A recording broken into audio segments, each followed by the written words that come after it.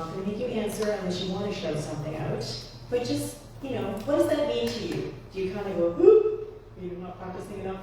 Or like, oh man, I am so solid with what I'm doing. Whatever it is that is coming up for you, it's probably a little different, and it might feel different right now in this moment than it would have maybe 2 weeks ago, or a year ago, or it might, even next month. But what I want to do today, no matter what it is that is coming up for you, is this entire month, I would like to invite each and every one of us, no matter where you are with this sort of term, for lack of a better description, I would love for each and every one of us to open up to practicing something new, to embracing something different, to realizing that, just like Gail mentioned a few minutes ago, further activating, that there's always something happening within us. But when we intentionally, purposefully engage in spiritual practice, whatever that might be for you, when we do it intentionally, purposefully, and consistently, that's when our consciousness expands. That's when the love that we are, the beauty, the harmony, the creativity, the incredible, amazing, infinite, expansive universe that we are, that's when that starts to flow through us more freely, because we're not getting in the way of that flow. Okay, so I wanted to look up a definition of spiritual practice, and I was going through all sorts of sites, and I went on to one and thought, oh, this is a good one, because I think it was from Berkeley, from their School of Religious Studies or something like that, but then I had to be a member, so I couldn't get it. So anyway, so I ended up going to Wikipedia, and this is what Wikipedia says. A spiritual practice or spiritual discipline is the regular or full-time performance of actions and activities undertaken for the purpose of inducing spiritual experiences and cultivating spiritual development. Now, all that beginning stuff is great. I'm not a huge fan of using the word that I'm trying to define or get the definition from in the actual definition. So what does it mean when they're saying inducing spiritual experiences and cultivating spiritual development? Well, what that means is growth. It means expansion. It means opening up to something different, whether it be, hey, a different perspective, theme from last month, whether it be to a different experience of our life, whether it be something like, I want to relate to my spouse a little more easily. I want to get along with my kids better. I want to know what my purpose is in life. I want to be able to get along with a person who is constantly late to every single thing that we always plan, even though they know exactly what time they have to be there. All of that stuff, those are circumstances, those are life experiences, and we attach thoughts and feelings and stories and beliefs to all of them. But behind all of that is that allness that we are, that wholeness, that love, that beauty, that harmony, that grace. And when we engage in consistent spiritual practice that pushes us out of our comfort zone, that challenges us to grow, then that's when we get to grow. That's when we get to cultivate spiritual development. That's when we actually might have spiritual experiences, although I would argue that everything is a spiritual experience because we are spiritual beings. Period. End of sentence. Okay?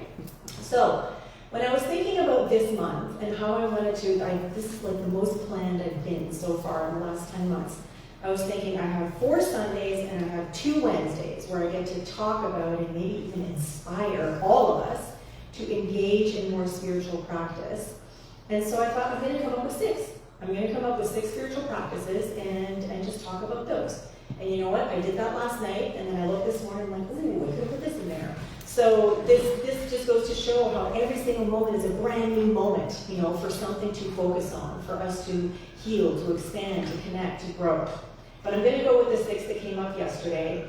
And I have to say, I went to Deepak Chopra's The Third Jesus book first because I thought, I remember there being 9 of something in there. And I thought they were spiritual practices, but they are actual essential states of being for a spiritual life.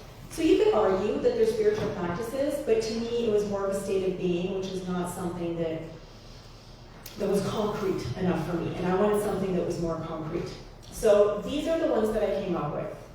And the first one was totally informed by a workshop that I did yesterday morning with the New Thought powerhouse, Reverend Dr. Martha Creek. Anton, the affiliated New Thought Network, put on this workshop along with her. And the workshop was about embracing ministry together. And it was geared towards ministers who are serving or retired ministers. And what she did was she gave us, it was either 11 or 12 trends that are happening right now for community and ministries that are working and how things are changing. And these things that we need to embrace in order to have community grow, in order to have community connect, in order for community to, and this is the big thing that she talked about that really hit me yesterday, to care. And so when she was talking about this, she actually moved herself to tears several times during this workshop. And I found it incredibly moving because she's just such an energetic presence. Like, oh my gosh, even across like a Zoom screen. And so I thought, care. There's all this other stuff that we could do. These are the other 5 I have: affirmative prayer, meditation, visioning, tithing, and being of service. But if we don't care first, all of that other stuff doesn't necessarily fall into place as intentionally or purposefully. And so I really started to think, what do I care about? How do I care?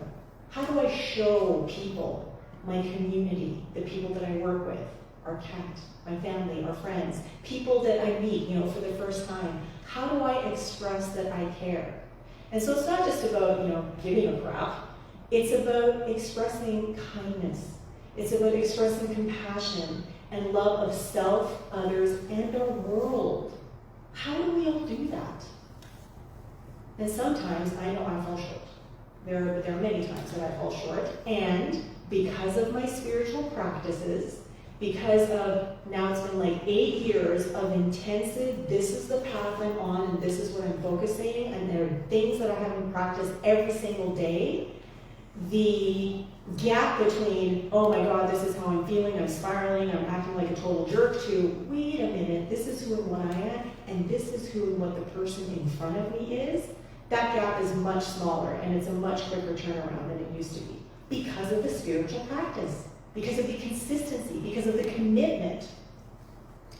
So on the way up here, Glenn and I were talking, and I told him that I was going to be talking about care, and he came up with this acronym right away, which was compassion, appreciation, respect, energy. How good is that? Good. Not bad for a day away. It's his birthday today. And it was your birthday yesterday, wasn't it? Tomorrow. Tomorrow, okay, all right. Okay, couple of Leo babies. So compassion, appreciation, respect, and energy. So those are like values that we can all embrace. Those are states of being that we can all embrace and more fully embody. And as we do, not only are we then really anchoring ourselves in the love that we truly are, but because we're more fully and steadfastly anchored in that, then that's what we express to everyone and everything around us. And so instead of being sort of like dragged down to someone else's level when they are feeling anxious or frightened, or their world is spiraling, they're sad, they're grieving, whatever, we get to be the ones who can hold space for them and lift them up. And that's part of what my job as a minister is. At least that's what part of what I think it is to constantly be lifting myself up, to expanding myself, to be growing, to being better all the time than I was a moment ago. And again, sometimes it doesn't always work, but you know what? Even when it's not working, it feels like it's not working, it's working. Because the path isn't a straight line. If you zoom out and you look at the general trajectory, whether you're thinking of it as a spiral or a wave that keeps moving further, or a climb sort of thing with some valleys, it's always working. And it works even better if we let it. And for that, we have to participate. We have to engage in spiritual practice. So caring is what I really, really, really want to talk about today. I really want to invite everyone here to open up to what does that mean for them. If you take Glenn's acronym or not, compassion, appreciation, respect, and energy, or if it means something entirely different to you, how do you care for yourself? How do you care for those around you? how do you care for the world? Because we're not ever separated from anyone. Like in the meditation quote this morning, we're never an isolated spark for real. We may feel like we are, but we never truly are. There is always that within us that is at the ready, that is always ready to bust out, in the amount that we let it. It's always there, it's always flowing, and sometimes when we feel so uncomfortable and we're like, oh my gosh, I don't know what is going on with me, it's because this energy cannot be contained. We cannot stay in the comfort zone that we have developed for ourselves up until this moment in time. It's time to bust through that comfort zone. So this brings me to practitioner studies many years ago now, it feels like, and I think I've talked about this before, when we were on the death and grief and dying module, and we had to come up with our funeral, our memorial. We also had to decide when and how we were going to die. And so at the time, for me, it was like, I get to plan a party. This is great. And I get to decide how I'm going to die. So I decided that I'm going to die at 120. And it was going to be on a specific day, and then my memorial was going to be on Earth Day. It was going to be at Mystic Beach, and there was this whole plan, because we had to plan this whole thing. I did a little program, and we did each a picture of myself to look 100, because I figured I'd probably look better at 100 than 120. But it hit me a few years later after this thing, that as my knees were aching and I couldn't walk properly, I'm like, I haven't even made it halfway there. How am I going to live to a vibrant 120 if this is what's happening right now, if this is what I'm inviting into my experience? And so, where I spent 7 years in consciousness studies working on my mind, right? Expanding consciousness, focus, mental healing, focus, it felt like everything else fell by the wayside, so I mean, again, kudos to my family, Glenn and our daughter Milana, who really just came along for the ride, because there was never any question of, is it okay if I do this? It's like, when God calls, you answer, so it happened. Like, the calling was there, and I couldn't not answer it, and so they got swept up, in this thing as well, in this experience. And so everything came second. And like, the further along I went on my journey towards ministerial studies, the more that second became distance of, this is my focus for now. Now, that has since, come back into my purview. But what I realized was, with this, I want to live to be a vibrant 120, I need to do more than just take care of my mind. There are studies that have been shown that you can actually think yourself into growing lean muscle mass by just envisioning doing something. You can learn to play an instrument just by thinking and visualizing that you're doing it. But you know what? That takes a lot of time, and sometimes it takes just as much time as actually doing what it is that you're thinking about, right? So one of the things I really appreciate is using my muscles. And I talked about this 2 weeks ago when I said that when I went to the gym, Gareth asked me how I was doing, and then he told me to pick up a 35-pound weight and start squatting. And I'm like, what? So I did the 4 squats with the 35-pound, then I took up the 30-pound and did the rest of them with that. Well, I took 4 days to heal, because what happens is muscle tears, and then it hurts, and then it needs some time to heal. But when it heals, it's bigger and stronger and more resilient than it was before. So the next time I came in, he's like, pick up the 35-pound weight. And so I picked it up, 3 sets, 35 pounds, no problem. I mean, it got a little heavy at the end. 4 days later, same thing. This last time when I went in there, I pick up, I do 2 sets, great, and it was a different kind than the one that I had been holding before. It was flat on the top, so I put it down, waiting for the 3rd set. He walks over to the rack, picks up a 40-pound, puts it down, and goes, okay, go. I'm like, bring it on this time, right? Not like before, like, oh, crazy. So, I get down, form, breathe in, I have it in me, pick it up, down, whole set, 40 pounds, okay? So, my talk title for today is, it's a matter of practice, okay? And physical muscle growth, same principles go for mental muscle growth or spiritual evolution. Okay? We need to start somewhere. We need to start somewhere, and then we need to be consistent with it. And what we do may not be the thing that we stick with for the rest of our lives. Because for anyone here who has ever done any kind of sports or athletics or weight training or exercise, you know you can't do the same thing forever. You need to change it up because you need to use different muscles. Your brain needs to do something different. Otherwise, your body's going to get used to it. You can be lifting heavier stuff and running faster and doing more cardio and whatever. But if you're doing the same thing all the time, your body's going to go, oh, done there, been that, or been there, done that. And you're not going to grow the muscle. You're not going to, get any stronger or more resilient. So we need to change things up. So where 2 months ago, if you look to the left of that 20-pound weight, I was at nothing doing squats.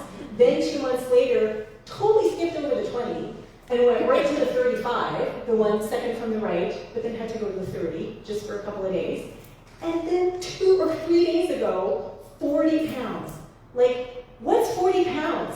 Like a bag, 2 bags of flour. Okay, I used to carry those up the stairs and down the stairs at our bakery, but not 18 times, right? Just once, right? So anyway, so I know that everybody here has it in them to grow, okay? To really embrace your mental fitness through spiritual practice.